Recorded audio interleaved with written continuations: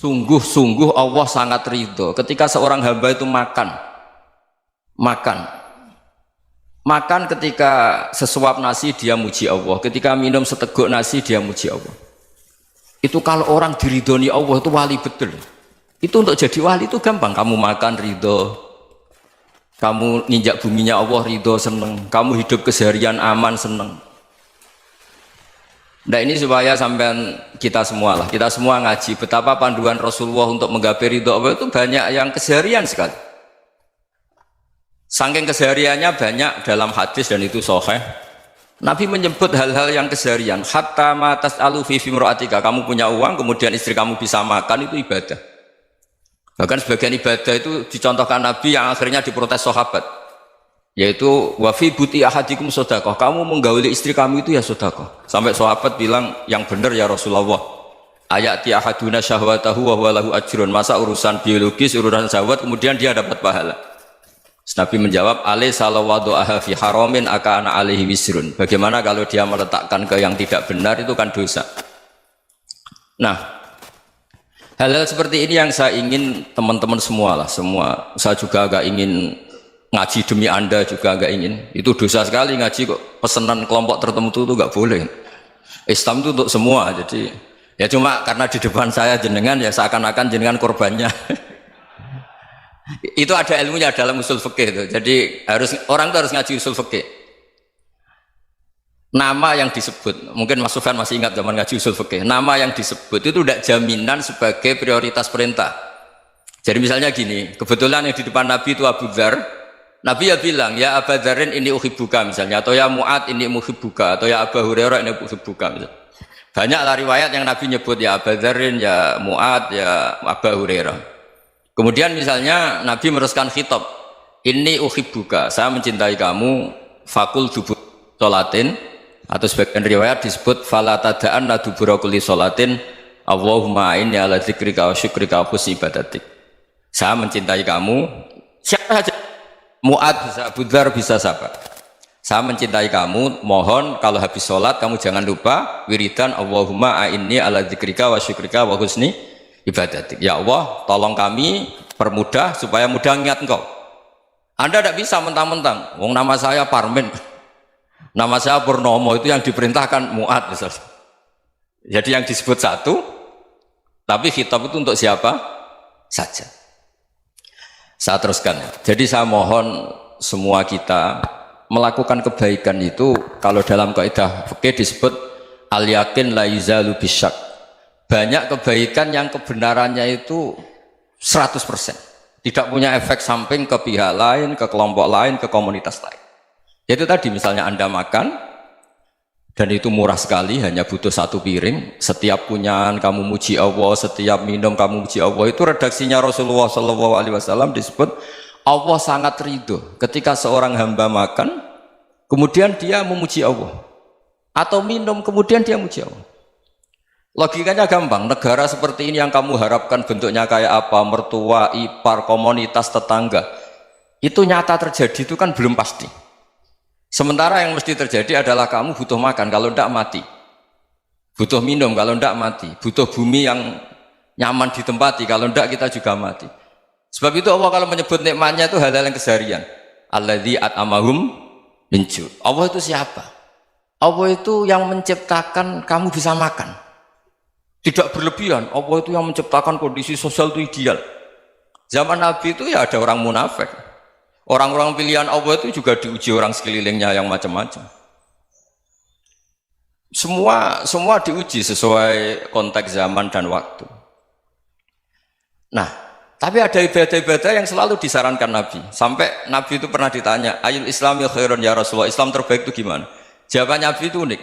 It'amu to'am, Islam terbaik itu ya makan-makan, jangan santai-santai. Ketika Allah menyebut beberapa kebaikan, falak tahamal aqobah, wa ma adrokan apa? Mal aqobah. Terusannya apa? Fakku rokobah. Terusannya apa? Au it'amun fiyaumin di masubah. Ya itu acara makan-makan itu juga Islam. Kenapa? Ya bayangkan kalau tidak ada makanan, kita mati kan? Kondisi sosial tidak ideal itu Anda masih gak apa-apa, tapi kalau Anda tidak makan, Anda tidak minum, Kamu punya istri cerewet masih bisa hidup, punya mertua cerewet masih bisa hidup. Tapi kalau tidak makan bisa mati. Berarti penting mana istri sama makan? Penting mana? Makan. Semoga istri Anda dengar. Nanti kamu disuruh makan tapi pulang deh.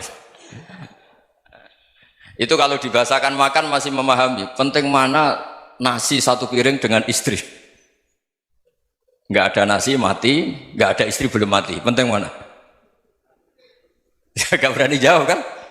Nah, ternyata Anda ada garang kan di depan istri.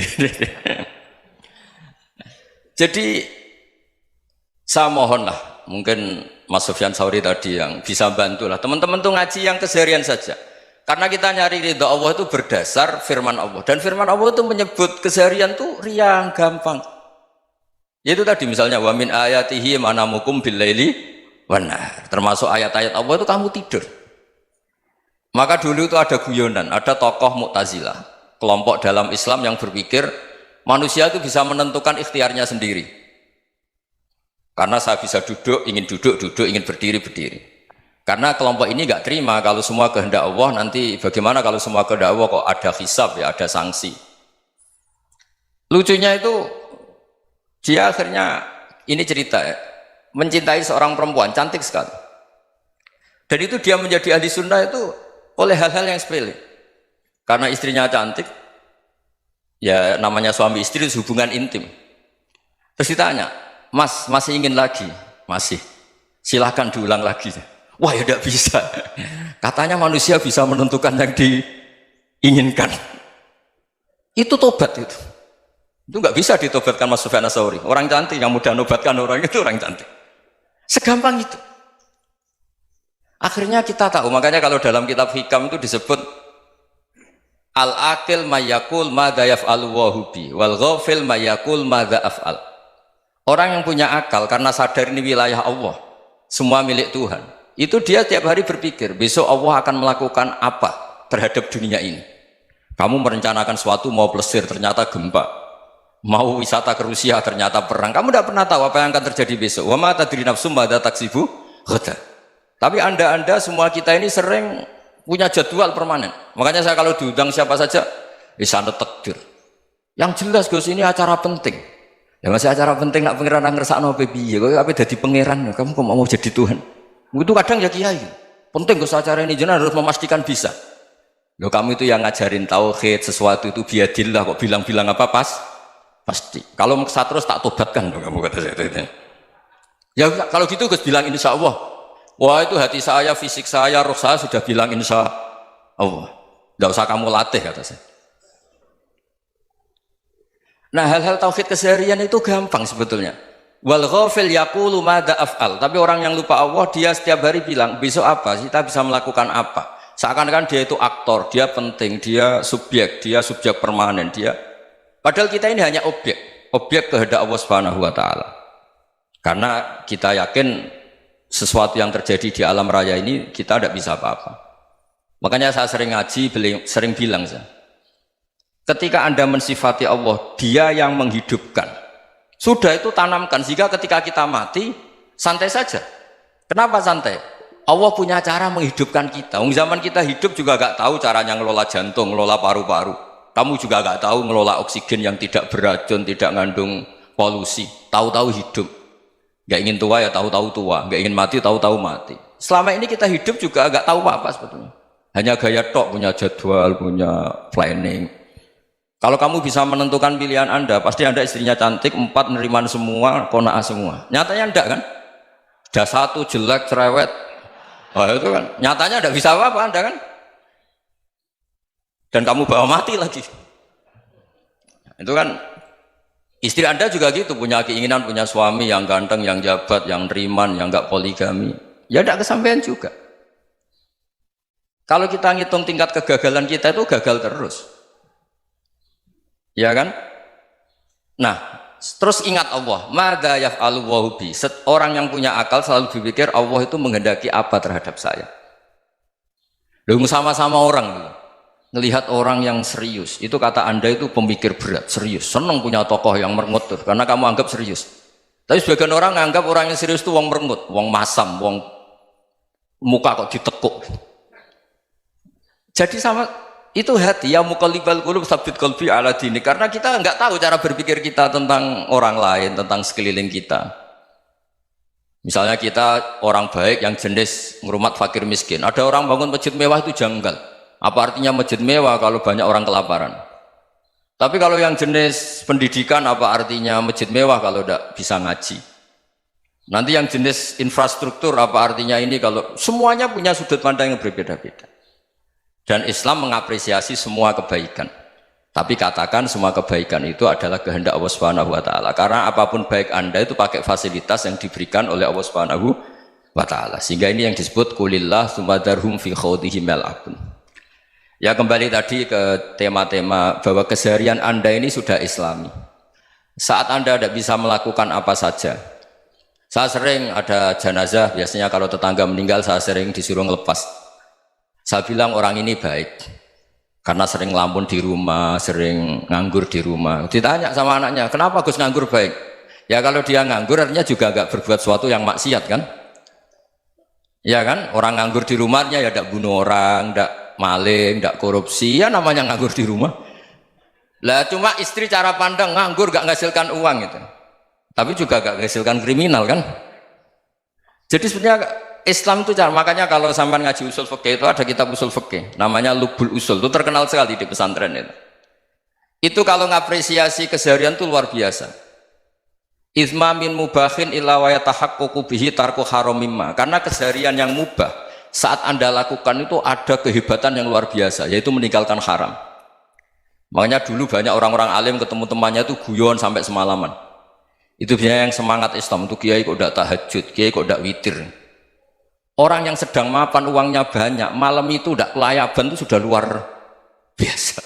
Melawan nafsu supaya tidak maksiat itu sudah luar biasa. Supaya lupa guyon sama temannya semalaman sampai subuh. Gejlok-gejlokan ngenang zaman miskin, zaman kuliah nggak jelas, zaman apa. Melihatnya jangan tarkut tahajud. Seperti ini meninggalkan tahajud, tapi meninggalkannya ini talkul muharramat. Jadi kayak apa hebatnya? Sehingga Imam Ghazali punya riwayat yang agak unik. Hatta takuna ibadatu akhiri hadil ummah iku an-naum. Sehingga suatu saat ibadah terbaik umat ini itu tidur. Itu kan riwayat kontroversi. Ketika Imam Ghazali tanya, kenapa iya? Kenapa kamu mulai keluar dari rumah itu sudah banyak maksiat? Melihat perempuan yang enggak mahram, melihat fenomena. Tapi kalau kamu tidur itu enggak melihat apa-apa. Tapi juga kamu jangan nganggap tidur itu ibadah betul. Saatnya melakukan fardhu ain malah masih tidur. Tapi itu sudut pandang yang menjadikan kita Islam itu gampang. Jadi saat Anda tidak bisa aktivitas apa-apa, misalnya ada beberapa orang yang lumpuh. Lumpuh itu memang nggak bisa Jumatan, nggak bisa ibadah, tapi dia juga nggak bisa maksiat. Tidur itu memang Anda saat itu tidak bisa tahajud, tidak bisa witir, tapi saat itu ada zina, ada maling, tidak gosipkan orang, tidak bully orang, tidak menanamkan kebencian, tidak hasud.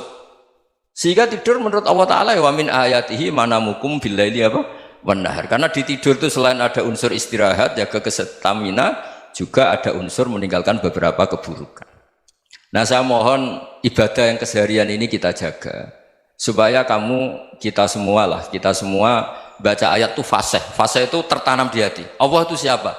Alladzi at'amahum min ju'i wa amanahum min khawf. Dan Allah kalau cerita di Quran itu anna subabnal ma'a subba thumma syaqaqnal ardhan wa syaqqa fa ambatna fiha habba wa inaba wa qadba wa zaituna wa nakhla wa hadaika hulba. Kamu tahu saya ini siapa, kata Allah.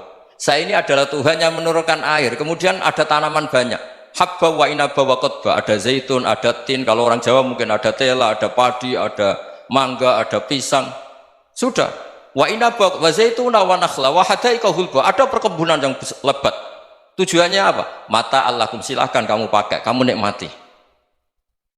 Tapi karena kadang kita ini punya ide-ide besar. Tadi untuk syukur saja nunggu punya istri riman, rumah baik, tetangga baik, komunitas baik, semuanya baik baru syukur. Lama-lama nanti ada di surga, syukurnya nunggu surga paling kelas A.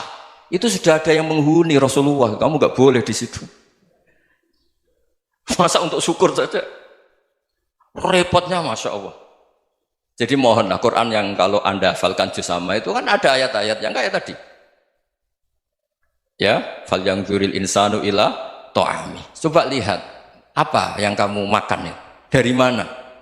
Dan untuk mempertahankan hidup kamu keseharian. Jadi jangan kira ibadah itu harus membentuk komunitas yang versi Anda. Ibadah itu harus yang hal yang mulu-mulu. Kesehariannya Anda alami. Loh ini saya tidak bikin-bikin. Saya ngaji bukan karena berdasar pesanan. Itu ayat yang saya baca kan betul ada ayatnya kan. Fal yang dzuril insanu ila tu'ami anna sobabnal ma'a sobba thumma syaqaqnal ardo syaqqa fa ambasna fiha habba wa inaba wa qadba wa zaituna wa nakhla wa hada'iqa khulba. Terusannya apa? Mata'al lakum, silakan kamu nikmati. Mata itu silakan kamu nikmati. Ya kayak sampean dikasih hidangan ya makan. Ya sudah makan, habis makan ya minum, habis itu ngantuk ya tidur. Ya sudah normal-normal saja. Kayak apa indahnya Islam? Tapi Anda mencari Islam yang gimana lagi? Nah itu yang diajarkan guru-guru kita, diajarkan sanad kita sampai Wali Songo, sampai Rasulullah SAW. Bahwa pada akhirnya ada jihad, ada perang. Itu dulu memang perang, bukan membunuh, beda. Dulu kita dijajah Belanda ya perang, dan itu normal karena kita dijajah. Jadi ketika orang lain ingin baik sama kita, wa in ahadum minal musyrikin astajaruka ya fajirhu hatta yasma'a kalam Allah. Kalau mereka ingin baik ya kita baik. Makanya ada istilah musta'man, mu'ahad. Kalau mereka ingin damai, berdampingan dengan kemajmukan ya itu yang lebih baik. Karena memang Islam menghormati proses perdamaian. Wa in janahu lis-salmi ya fajnah lah. Kalau ingin damai ya kita harus